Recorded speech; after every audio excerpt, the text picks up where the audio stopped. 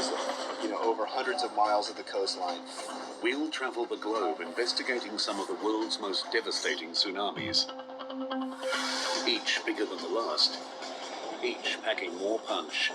Each taking us one step closer to a mega tsunami. A wave that will not just rewrite the record books, it will erase them.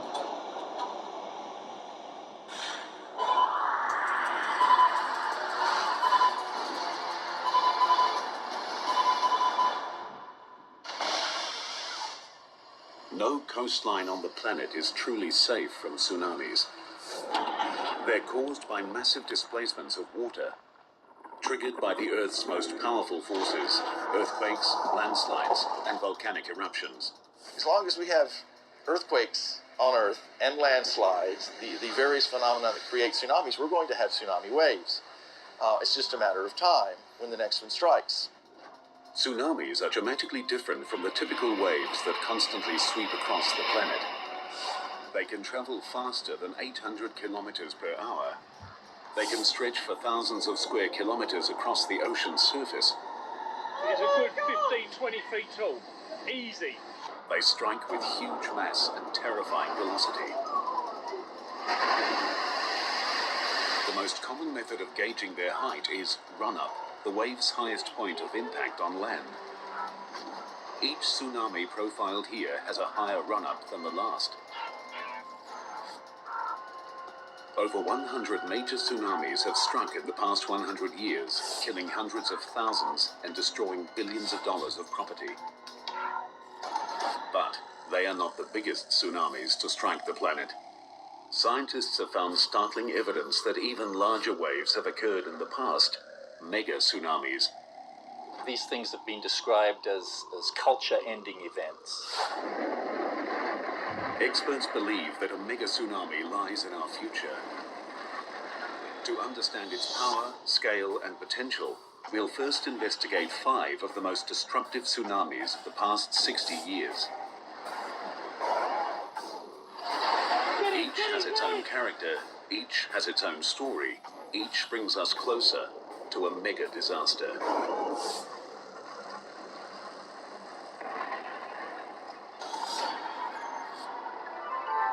Hawaii is a tropical paradise that attracts millions of tourists.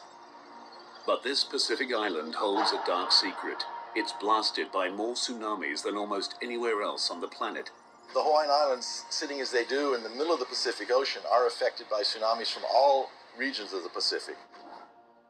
The Ring of Fire is a volatile fracture zone surrounding the Pacific Ocean plate. 90% of the world's earthquakes occur here. Earthquakes are the most common cause of tsunamis, which is why Hawaii gets hit often and from all directions. Destructive tsunamis struck here in 1837, 1868, 1877, 1923, 1946, 52, 57, 60, and 64. This makes it the unofficial tsunami capital of the Pacific. 2:28 a.m., April 1st, 1946. A magnitude 8.1 earthquake rips through the Aleutian Islands off the coast of Alaska. A huge stretch of the ocean floor is uplifted, displacing the entire column of water above it.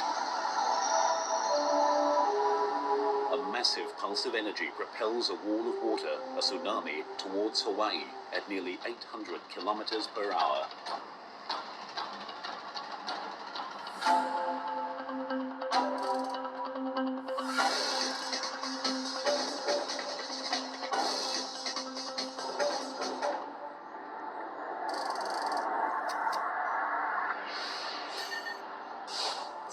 .800 kilometers away, in the small seaside village of Laupahoehoe, children and teachers gather to prepare for the day's classes. Marsu McShane is one of the teachers. We were in our cottages, and the Akionas who lived in that house that's no longer there knocked on our door and said, "Come see the tidal wave." At first glance, it's deceptively innocent. We looked over, and the wave, ocean sucked out, and then it came in a little bit more, like emptying a bathtub and sucked out again. And we said, this is a tidal wave? I don't think much of that.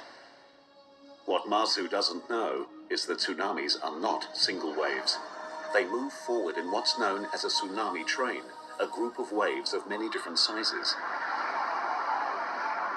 First waves are seldom the largest, so what appears to be insignificant is actually the precursor to something much, much bigger. And then it did it again. And this time, it went in further and sucked out more. And we thought, a twin tidal wave, how interesting and odd. As the water recedes, an extraordinary 152 meters, Masu and her roommates pose for a photograph.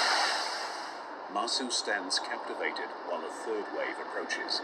Famous last words, I said, I hope this will be a big one. And it kept coming. And that was the first time we ever thought to be afraid. As the tsunami approaches shore, it behaves like a giant train wreck. The front of the wave slows while the back continues to push. The wave's energy is compressed, forcing it to stand and lift out of the sea. This got bigger, and so we dropped the camera, ran inside. I can remember the water just crashed in the windows. The roof fell down. The wave tosses Masu like a rag doll, at first in towards the school, but then suddenly out towards the sea. And I knew I was going to die.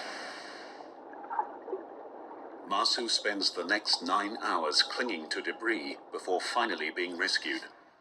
She is the only lucky one. All of her roommates perish. At the school, 16 children and 5 teachers are lost. But the tsunami is not finished with Hawaii. 37 kilometers south of Laupahoehoe, the sleepy trading town of Hilo Bay is also caught unawares.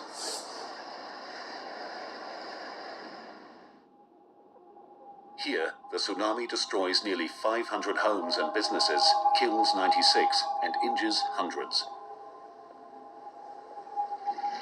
Descriptions of the 1946 tsunami were that it came across the breakwater with the greatest of ease, just overcame it, and then washed across town. Other people describe seeing boulders blasted out as the water surged across.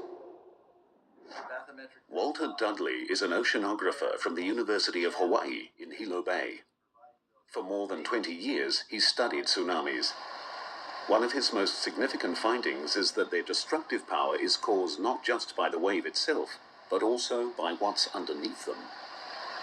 Well, one of the things that makes them such an interesting phenomenon to study is that they are all different. And as they travel across the oceans, they're affected by the ocean floor along their tracks. So the waves are constantly being bent or refracted. And then as they come ashore, they are further altered. No two pieces of coastline are the same. Each has its own unique undersea topography that affects the waves differently. In Hilo, it is the natural rounded shape of the bay. You can think of a bathtub. And as little children get in a bathtub, they can slosh the water back and forth. And they quickly find out that there's a speed at which the water will really move. The first 2 waves to hit the bathtub-shaped Hilo Bay caused the water to slosh back and forth.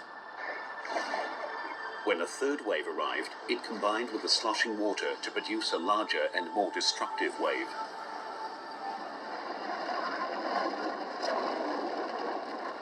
It pretty much wiped out everything that was on the ocean side of town. In the main parts of downtown, it picked up the railway and it twisted the railway rails into pretzels. The third wave reached a run-up height of 9 meters. It destroyed most of the foreshore of Hilo Bay. But less than 15 years after the 46 disaster, Hawaii would again be hit by a deadly tsunami. A wave bigger than the last that would defy logic and bring Hilo to its knees once more. On May 22, 1960, the largest earthquake in recorded history ruptures the Earth's crust off the coast of Chile, 1,000 kilometers of the ocean floor is violently thrust up 20 meters, spawning a monster tsunami. It's so huge and powerful that it crosses the entire Pacific Ocean, slamming into Hawaii on the way.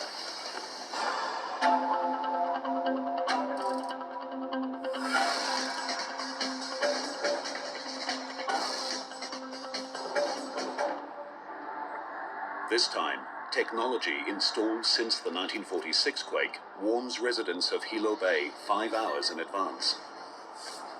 But the warning falls on deaf ears. In the preceding 12 years, about 3 out of 4 alarms had turned out to be small tsunamis. So instead of inspiring fear, let's get away from this potential disaster, I think it inspired curiosity, because it is a fascinating phenomenon. Let's go down and watch.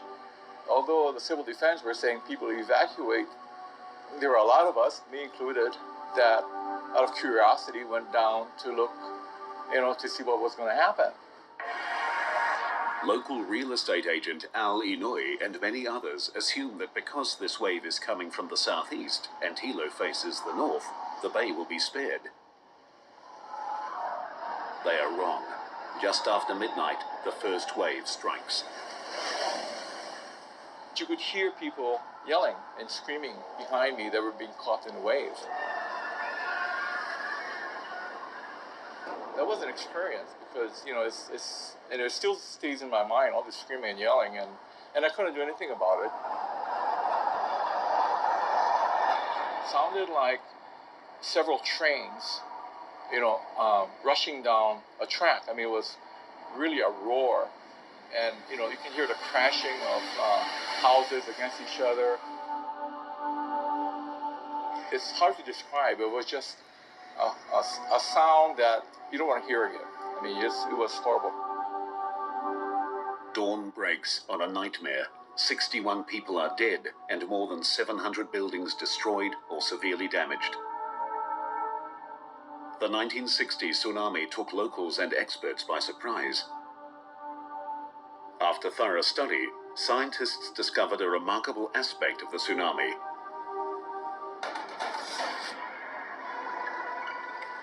As the wave reached the shallow water off the southeast coast of the island, the middle of the wave slowed, while the outside of the wave kept moving, causing the wave to wrap around the island. Then, just as in 1946, the natural shape of the bay added to the tsunami's destructive power. This time, the largest wave had a run-up height of 10.5 meters, 1.5 meters higher than in 1946. But Hawaii wasn't the only location struck by the monster tsunami.